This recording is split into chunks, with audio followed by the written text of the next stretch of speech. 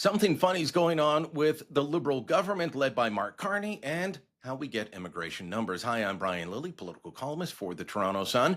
It was Conservative MP and immigration critic Michelle Rempel who alerted the country to this last week. It seems that the Carney Liberals have just stopped releasing public information through the open portal dataset on the government website on how many immigrants were getting into this country. There hasn't been an update since the March numbers, and those came out in May. My colleague Brian Lilley was writing about this and asked the department what happened. They didn't get back to him till after press time, but eventually they sent him a statement saying that they were updating how the data is being presented. Let me quote. The goal is to provide clearer explanations of trends and greater context to help Canadians better understand data about key IRCC programs. That would be Immigration, Refugees, and Citizenship Canada. As part of this work, we're updating our web content to make the data more accessible and meaningful. The most recent statistics will be published shortly. One other thing they told him was that if you really wanted it, you could ask for it. Well, lots of people rely on this data. As Rempel pointed out, everything from local governments, provincial governments, school boards, home builders, businesses, all kinds of people rely on this data, and it's been missing for months. And Rempel's concern is that the government's just going to fudge the data. Now, why does this matter?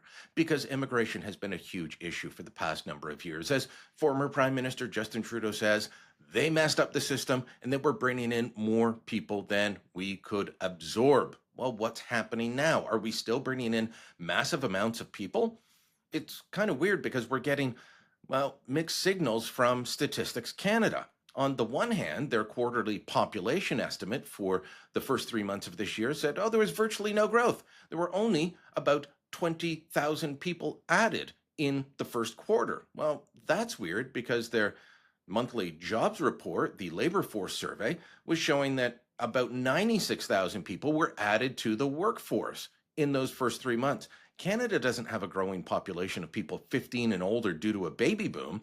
It's only happening due to immigration. Now, those numbers would be lower than a year or two ago, but they're still quite high. 32,000 people per month coming into the country and added to the labor force. That doesn't include children and people that aren't in the labor force. So that's an increase. We can see from the real-time population clock that StatsCan has that we've added about 1 million people over the past 18 months. How many over the past 3 months, 6 months? We don't know. We are not being told the proper information, and I think Michelle Rempel is right. The government's doing this for political reasons.